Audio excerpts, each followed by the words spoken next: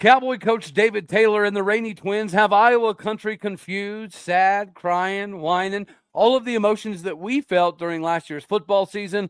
But thankfully, FanDuel has given us the silver lining here because it's finally time to hammer the over again.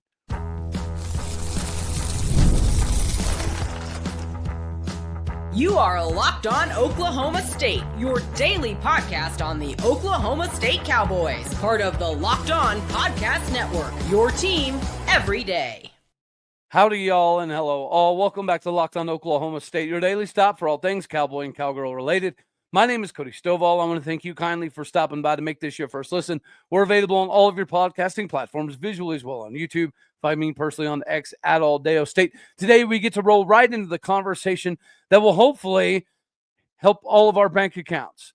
Now, this is going to be a good time for some of the Hammer the Over original regulators to come on back and enjoy what FanDuel and some of the other betting services are giving us. If there is a silver lining to Oklahoma State's 3-9 season, which is Mike Gundy's worst year in his career as a head coach, it also goes back to 1994 as the last time the Cowboys went 0-9 in conference. The silver lining is the betting lines, right? The reason that we were able to capitalize and make some people money, or at least help entice some people to bet some money that ended up being beneficial, looking at you, OT Tom, in 2023 was the fact that we had the schedule that lined up for us to win over 7.5. Last season, obviously, the win total might have gone up a little bit. It might have fluctuated, but it didn't matter because when you win 3 games, it's a moot point. So there was going to be some questions in regards to what the lines would be coming into the season. Well, now that the spring is done, it is official. The Cowboys are coming out at a 5.5 win total via FanDuel. So I'll give you a little peek behind the curtain. What my plan on is, I plan on putting $5 on Oklahoma State winning the Natty. Why? Because it's a $2,500 winning. Is Oklahoma State going to win the national championship? No, likely not. But is it worth a $5 gamble if you're going to win $2,500? Absolutely. I'm all in on it. Same goes for the conference championship. Conference title, $25. That's going to win you over $1,000. So I'm definitely going to chip in with Oklahoma State winning the Big 12. And then the big one, contingent upon your faith level, is going to be that over and under total. FanDuel has us at 5.5 wins, and I think DraftKings is at 4.5. So I'm going to put in some money there, but it's going to require a little bit more skin in the game for profit. So I'm planning on putting like 100, 150 down on Oklahoma State clearing that 4.5 win total. Why? Primarily because of the coaching staff, the style of recruiting. And yes, it is a little bit of a gamble in the direction that we've gone and getting former 5-star, 4 stars, and hoping that their stops in Stillwater end up reaping the benefits that everyone thought they were going to give out of high school. But at the same point in time, this staff is running everything from an NFL model. The offensive line needs to continuously get bolstered, but we've recently been getting some help in that department. We've got Haas Haney, who has track speed. We have Zane Flores, who is a prototypical size-wise quarterback that is pretty close to that track speed as well. Now you bring in Banks Bowen. We should be much more fun again on the offensive side of the ball, which should allow us to put up more points than the other team. In, 5.5 games? Okay, let's check this schedule out. UT Martin, that's a W. Going to Oregon? Probably not. Then we have Tulsa. We beat Tulsa last year with a half of a roster. That's a W. That's 2 wins. Then we have Baylor at home. Are they going to be as good as last year? Is Sawyer Robertson really going to be the answer? Not sure. Let's just say that's a toss-up. Then you go on the road to Arizona. That should be a W. They've lost a lot of people in the portal. They had a very down year last year with one of the most intriguing quarterbacks in the Big 12 and Noah Fafita, and hands down the best wide receiver in the Big 12 in Tedero McMillan. Yet it did nothing. That's a W. See, that's 3 W's right there. Then we got to take on Houston. Thankfully, it's in Boone Pickens because Houston, should they beat us? No. Do they have the capability? They proved last year that they could jump up and technically beat anybody. They could give anybody fits, but it's at home. This should be a W. That's 4 W's right there. Then you have homecoming against Cincinnati. Should be yet another W. That's 5 right there. And then you still have Texas Tech. You could say that's a loss. And then you have KU, K-State, UCF, Iowa State. The likelihood of us winning one of those games is pretty high. So the 5.5 win total to me does make sense. The 7.5 could have even been a viable number. But thankfully, there is a benefit to having a disastrous season, and that is the betting capabilities are going to have all of us feeling much better about ourselves at the end of the year. Again, some of these bets, like $5 for a natty, is it logical? Well, it's only $5, right? So to me, it is.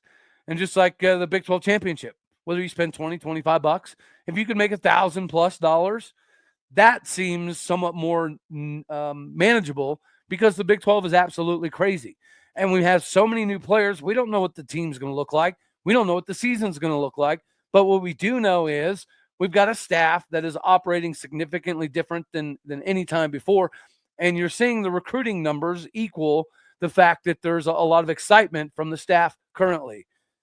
These changes needed to be made. That's another silver lining to last season. If we would have won 7 games, if we would have went to a bowl game, then this year we're still probably having the same conversations about Casey Dunn not being good enough, about Charlie Dickey not doing quite enough, about Tim Rattay not having enough of a voice for it to matter, and Brian Nardo was not getting it done.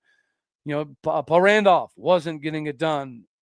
Joe Bob Clements obviously just was not feeling the same linebacker core as he was the previous year. So if we do win 7 games, we do go bowling, then we're probably worse off, right? I think we can call a spade here. What happened last year is not only a positive in regards to getting rid of all of the coaches that we could all see were problematic for quite some time, not only in the coaching and development, but obviously the recruiting. Like we've heard forever from Mike Gundy and others that getting guys to Stillwater is not easy, so you have to recruit a different kind of guy. But we still have a top 20 recruiting class right now, which is something that we've never finished the season with. And part of finishing the season is going to be eclipse some of these numbers. We did get rid of Casey Dunn and Charlie Dickey and Jason McIndoe and all of the individuals that clearly were not doing a whole hell of a lot as Cowboy coaches because of that 3-win season. And also because of that 3-win season, FanDuel is going to allow us to hammer the over and help the bank account. And I tell you, it's pretty enticing. This might be the most advantageous route for you to capitalize because if the Cowboys do have a wonderful year, and let's say we win 8, 9, 10 games, then the over and under is not going to be 4.5 next year. The odds of winning the conference title are not going to be plus 5,000. So this might be our best opportunity to hit the over and make some money together again, like we did in 2023. Whenever you are trying to keep the most amount of money possible, it's always about getting the biggest bang for your buck. And Wayfair is going to be that for you because the days are getting longer, the weather's warming up, people are spending more time outside as we should be, which means it's a perfect time to refresh your outdoor living space. Whether you're working with a backyard or a small balcony, Wayfair has everything you need to make it feel more like yours. Wayfair's massive selection of outdoor essentials make it easy to transform any living space into your ideal summer setup, from comfy conversation sets to sleek dining tables and outdoor decor. They've got it all, and the prices that will fit your budget.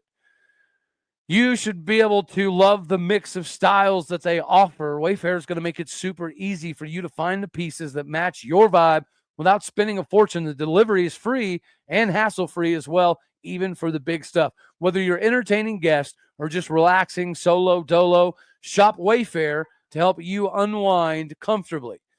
Shop a huge selection of outdoor furniture online this summer. Go outside with Wayfair. Head on over to wayfair.com right now. That is wayfair.com, WAYFAIR.com. Go to Wayfair because they have every style situated for every single home. Now we get to talk about David Taylor continuing to shake up the country. Last year, the Cowboy staff, before David Taylor was really, officially secured, we were able to get the number 3 ranked wrestler in America and D-Lock it. We were able to get the number 5 ranked wrestler in America and landed Robideau. And then we were able to get the number 6 ranked wrestler in America, Sergio Vega, to flip from Cornell to Oklahoma State. So that put Oklahoma State in the top 2 or 3 best classes in the country last year. Obviously, what we've done in the transfer portal speaks for itself. And on top of that, getting Jax Forrest was a huge deal. Not getting Bo Bassett was obviously viewed as a little bit of a dejection style of moment. Great for Iowa. The fact that they had to empty the piggy bank to make that happen, good for them.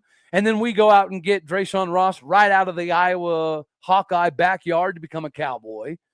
And now the news hits today that both Raney brothers have decided that they're going to come to Oklahoma State. This is absolutely phenomenal. Both Jordyn and Jayden are going to be Cowboys moving forward. And this was a surprise because throughout the course of the recruiting prospect, it seemed as though Illinois was the early front runner, and Illinois held on for quite some time. Their wrestling coach, their private coach, he's also an Illinois Fighting Illini wrestling grad. So, of course, their high school coach was trying to help guide them to Illinois. But at the same point in time, he simply just wanted them to get the best out of the situation. And then it went from an Illinois lean, and then the rumors were coming around that Iowa was definitely doing a considerable amount. And if you go look at Iowa Twitter and social media and message boards, they are losing their ever-loving minds because they had felt that they had done more than enough to convince them both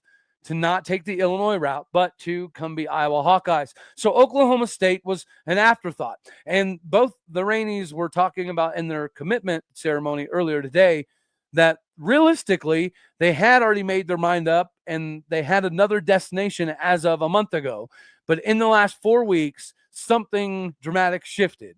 And they both felt it at the same time, and they collectively had the conversation with their family. And even though maybe they went the Illinois route, maybe they went the Iowa route, maybe it felt like that the Iowa deal was sewed up because certainly Iowa fans thought so. And then he flipped to Oklahoma State. And he talked about some of the things that me and Zach Sako have talked about, and me and Thomas Willow Single. What we've discussed is the winning does matter. The success that we've had at other events, including the world champion, world team title, Pan Ams. Now you have even more stuff happening for the Final X appearances. We've got several Cowboys competing in that. What Wyatt Hendrickson has done in continuing to do is definitely grabbing headlines and making people take notice. The emergence of Dean Hamady. He wasn't a national title, comes to OSU. Now he wins one. Wyatt Hendrickson, same thing. Troy Spradley wasn't winning natties before he came to Oklahoma State, and he had the opportunity to win one and got really close. And I think all of these wrestlers do have to see that. They also have to see that the RTC, which is something that the Raney brothers did discuss a little bit, it's very important that you have individuals in the rooms that you can wrestle with that can also physically show you and train you on how to adapt and overcome to certain situations. Now you have another year where we have several top 6 individuals in the country. Last year we got 3 of the top 6. This year we have 4 of the top 6. Not just the top 10, right? We have 4 of the top 6 wrestlers in the country. Last year, we got 3 of the top 6. Jax Forrest, of course, is number 2 in the country, pound for pound, followed by Drayshawn Ross. Both of those are Oklahoma State-bound Cowboys. Now you have Jordyn Raney and Jayden Raney, both coming to Oklahoma State, I guess. And they even had conversations with Jax Forrest, right? Because that was going to be something that other teams were using as a sales pitch. Well, if you go to Oklahoma State, it's going to be so loaded at these particular weights that yada, yada, yada. But they iron that out as well, because with conversations they've had with Jax, it feels as though that they're going to have the opportunity to allow Jax to wrestle at 141, which is going to give Jayden the ability to potentially stay at that 133 range, and Jordan's going to bump up to likely 149 pounds. So they've already had these discussions. They've already seemingly worked everything out. And now you have 3 of the top 6 coming in this upcoming season, and then you have 4 of the top 6 in the country coming after that. Not to mention, we're obviously a transfer destination where the teams all across the country that are overloaded in talent, like Penn State, like Iowa, like Nebraska, they want to be part of what is happening in Stillwater at the moment. So the conversations about Oklahoma State not being able to win a national title this year, they prove to be very valid, because Penn State was returning yet another national championship record-breaking team. And from a points perspective, they were able to do that. So this was pretty known that Penn State was likely going to run away with the Natty this season and next season because they returned like 7 dudes. But with the transfer portal, with some of the guys that have emerged over the course of the season, like a Tegan Jameson or Troy Spratley, the anticipation, I think, for winning a national championship a little bit quicker than we all thought possible is happening before our very own eyes. If nothing else, this upcoming year, 2026, is going to be the last stranglehold position that Penn State ever holds in the sport of wrestling. Does that mean it's going to get back to the old school Oklahoma State days where we're winning 11, 12, 13 straight national championships in a row? Probably not. But as the sport is getting more notoriety and it's getting more popular, Oklahoma State and David Taylor have found something that is very appealing to all of these recruits and transfer portal individuals. So this could potentially mean that Oklahoma State is knocking on the door of another national championship. And developmentally, I think you can see that because even Zahid Valencia and Joey McKenna are doing some things now with Cowboy RTC that they perhaps weren't doing as fluidly in the past. So there's been already enhancements in some of the coaches' ability on the mat. So if the coaches are coming from other universities and they're getting coached up while being coaches and then they're getting better, that is going to obviously filter down to the athletes. But one of the biggest things is going to be the competition in the room. And this is something that the Flow Wrestling guys were discussing. There's going to be instances in the Oklahoma State wrestling room, much like what has been happening at Penn State for the last few years, that the practices are going to be more intense than some of the dual meets. It's just the way of the world. And whenever you're having some of these guys that are so close and the competition is neck and neck, it's going to be very evident on the mat. If you're having to fight more in practice than you are in 90% of your matches on the mat, that's going to allow Oklahoma State to find some unforeseen things that could help us take down Penn State quicker than anticipated. And the beauty of all of this, yes, catching Penn State quicker than we thought is obviously phenomenal. Getting Iowa fans in an absolute tizzy and freaking out is worth its weight in gold. But now we have to have the conversation of, is David Taylor in 1 year, exactly like 12 months now, in 1 year, is David Taylor already one of the greatest, if not the greatest recruiter in Oklahoma State history? Now, I know this seems unfathomable and slightly a bit of a crazy statement, but we just discussed Cowboy football has never had a top 20 class at the end of the year in recruiting. We've had a number 24, number 27, 29. So we've hit that top 30 marker a couple different times, but we've never been a top 20 class in football. Although Benny Tonga has been the dude that's been able to bring in some of the best guys to Oklahoma State. So Benny's going to be up there. But when you go back, some of the R.W. McQuarters level guys, some of the Des Bryant level guys, that was before we had this overabundance of recruiting services and analysts that were able to scout these individuals in high school to give adequate grades. So I don't know if there's an individual. I know Doug Meacham was one of those dudes that helped recruit the Des Bryants of the world. So you could potentially throw him in there. And that might be one of the reasons that the Cowboys do have a top 20 recruiting class in football. Mike Boynton, he was able to get, a 5-star here and there. He was able to get quite a few 4-stars. He was able to get the number 1 player in the country in Cade Cunningham. So maybe Mike Boynton is definitely still have a notch above David Taylor, but he's catching him really quickly. And the difference is he's doing stuff in the performance realm that make it make sense, right? Mike Boynton, one of the best recruiters to ever walk around the Oklahoma State campus, ever. He just couldn't win with the top talent that he got. Travis Ford, same thing. He didn't recruit quite as good as Mike Boynton, but it was pretty close. He got some high 4-star, number 1 ranked players in the state a couple different times, but it didn't really amount to a bunch of wins. Now, John Smith. Now, the wrestling recruiting rankings, just because of the national conversations, weren't as readily available as nowadays with Flow Wrestling and other services. So perhaps John Smith at one point in time, because he was able to string together the Penn State style of seasons that we've seen over them for the last decade, John Smith is definitely up there as well. But let me know, is Josh Holliday? Yeah, he's up there. We've had multiple top 10 recruiting classes, but he, much like Mike Boynton and Travis Ford, he's not getting the most out of those top 10 recruiting classes. But even then, you're talking about Mike Boynton having top 10 recruiting classes, Travis Ford having top 10 recruiting classes, Mike Gundy having top 25, top 30-ish recruiting classes.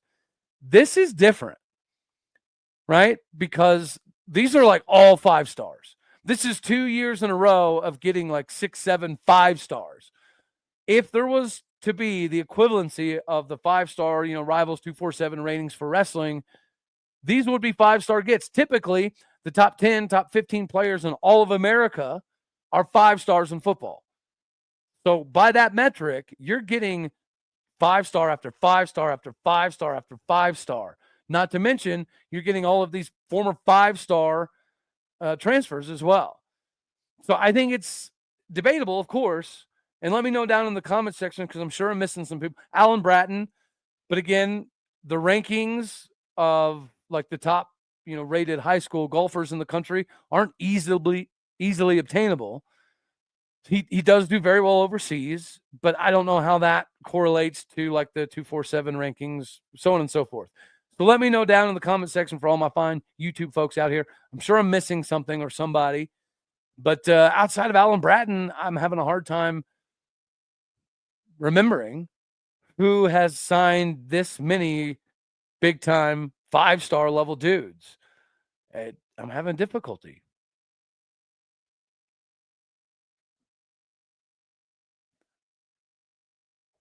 You know who's not having difficulty at this very moment is Josh Holliday and the Cowboy baseball squad.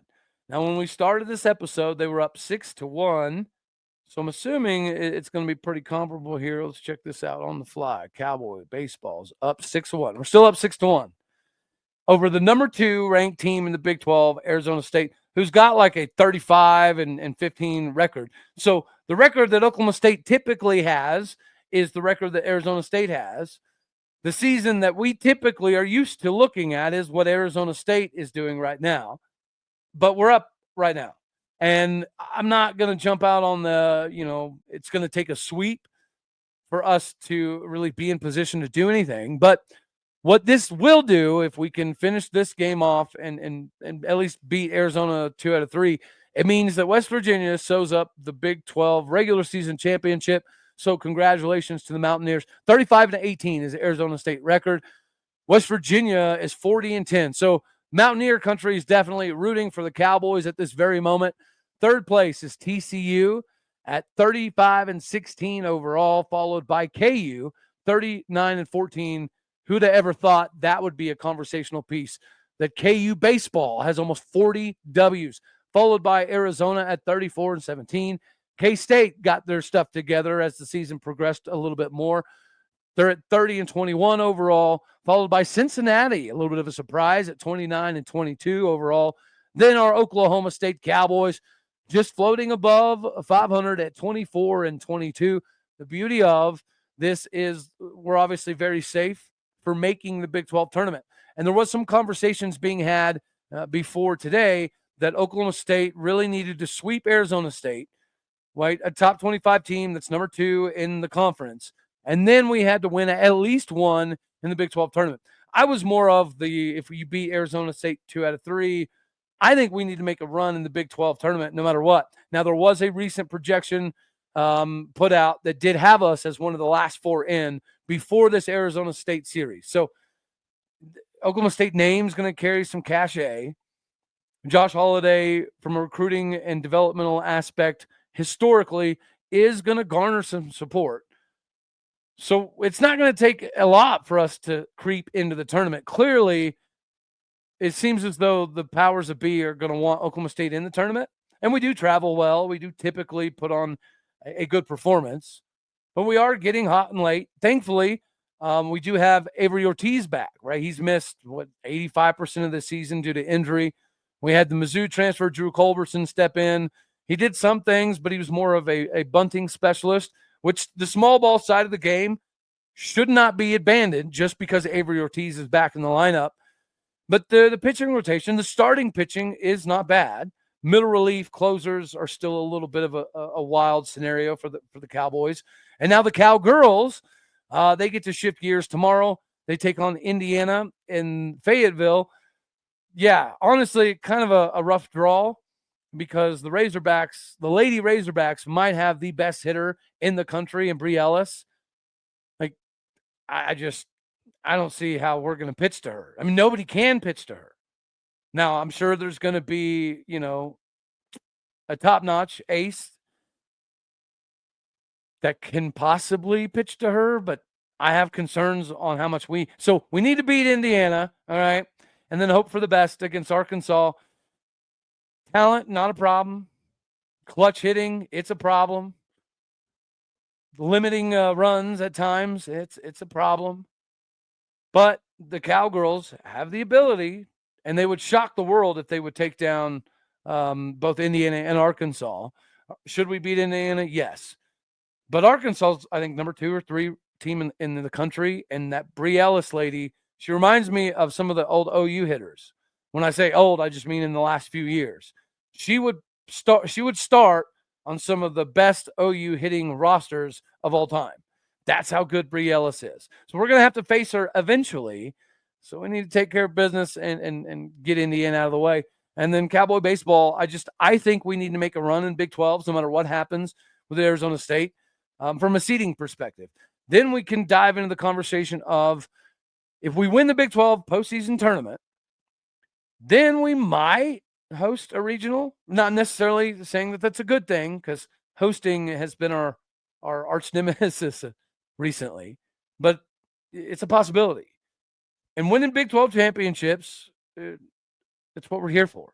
It's the one thing that Mike Gundy's been knocked, that Josh Holliday's not. Josh Holliday has a couple different Big 12 championships.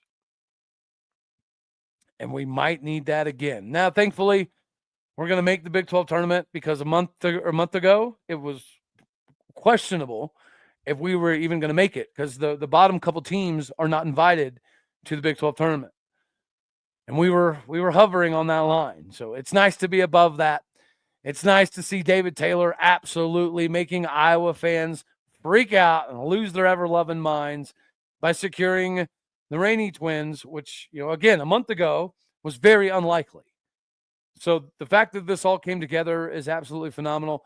The fact that Cowboy football is going to give us the ability to hammer the over, it's pretty intriguing if you ask me.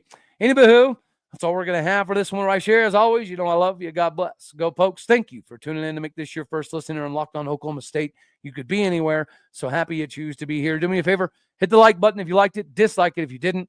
More importantly, share, comment, and subscribe. My podcast and people out there, you are everything that makes this thing work. I appreciate what you do. Do what you do. Hit the stars. Leave some reviews. All righty, y'all. Later, taters.